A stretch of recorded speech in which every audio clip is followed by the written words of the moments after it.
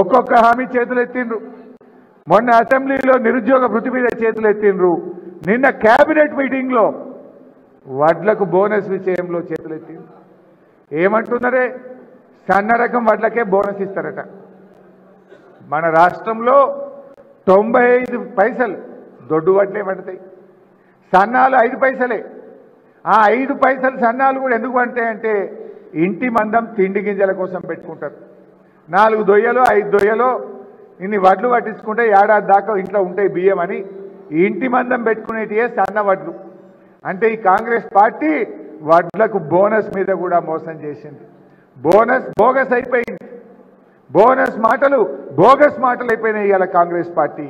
నిరుద్యోగ యువతకు మోసం జరిగితే మరి ఇక్కడ పోటీ చేస్తున్న ప్రశ్నించే గొంతు అంటుండు కదా, ఏడవేయండి మల్లన్న. మరి అసెంబ్లీలో మరి నిరుద్యోగ భృతి ఇచ్చేదే లేదు, మేం మాటనే ఇయ్యలేదు అన్నాడు.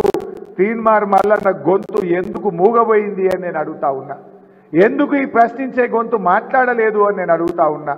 పొద్దున్నే వీడియోలు చూపిస్తావు కదా, మరి పాత వీడియో రేవంత్ రెడ్డిదో ప్రియాంక గాంధీ మీటింగ్ పెట్టి ఆనాడు మాట ఇచ్చినవెట్లా, ఇవాళ అసెంబ్లీలో తప్పినవెట్లా అని ప్రశ్నించే గొంతు మాట్లాడాలన్నా వద్దా? మరి ఈ గొంతు మూగబోయిందంటే నువ్వు ఇవాళ అధికార పార్టీకి తొత్తుగా మారినవు, నిరుద్యోగ యువతను వదిలేసినావు కనుక ఇవాళ ఈ నిరుద్యోగ యువత నీకు బుద్ధి చెప్తారు. రేపు మా ప్రశ్నించే గొంతు రాకేష్ రెడ్డి గారిని గెలిపించాలని చెప్పి కూడా నేను కోరుతా ఉన్నా.